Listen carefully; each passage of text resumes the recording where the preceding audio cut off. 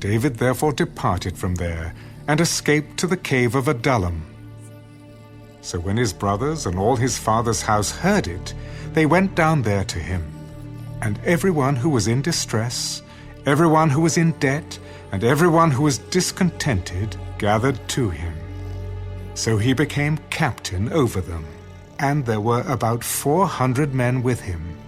Then David went from there to Mizpah of Moab, and he said to the king of Moab, "Please, let my father and mother come here with you, till I know what God will do for me."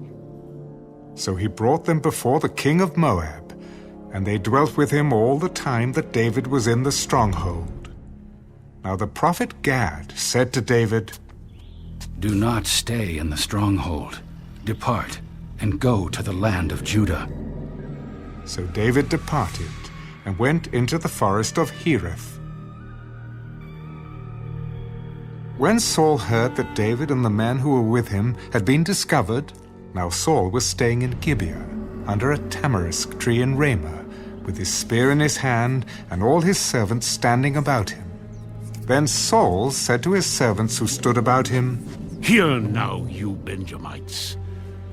Will the son of Jesse give every one of you fields and vineyards, and make you all captains of thousands and captains of hundreds? All of you have conspired against me, and there is no one who reveals to me that my son has made a covenant with the son of Jesse. And there is not one of you who is sorry for me, or reveals to me that my son has stirred up my servant against me to lie in wait as it is this day."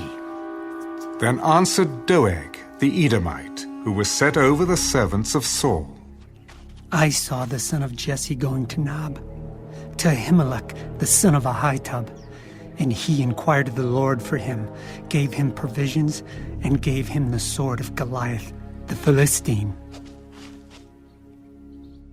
So the king sent to call Ahimelech the priest, the son of Ahitub, and all his father's house, the priests who were in Nob.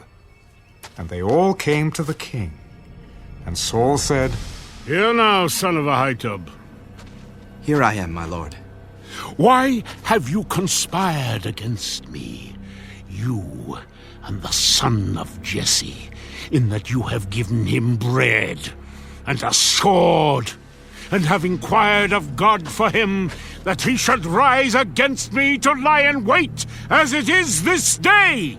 And who among all your servants is as faithful as David, who is the king's son-in-law, who goes at your bidding and is honorable in your house? Did I then begin to inquire of God for him? Far be it from me. Let not the king impute anything to his servant or to any in the house of my father. For your servant knew nothing of all this, little or much." You shall surely die, Ahimelech. You and all your father's house. Then the king said to the guards who stood about him, "Turn and kill the priests of the Lord, because their hand also is with David, and because they knew when he fled and did not tell it to me." But the servants of the king would not lift their hands to strike the priests of the Lord. And the king said to Doeg, "You, turn and kill the priests!"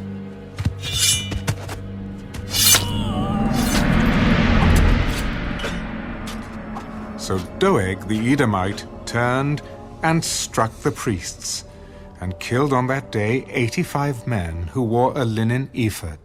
Also Nob, the city of the priests, he struck with the edge of the sword, both men and women, children and nursing infants, oxen and donkeys and sheep, with the edge of the sword. Now one of the sons of Ahimelech, the son of Ahitub, named Abiathar, escaped, and fled after David. And Abiathar told David that Saul had killed the Lord's priests. So David said to Abiathar, "I knew that day when Doeg the Edomite was there, that he would surely tell Saul, 'I have caused the death of all the persons of your father's house.'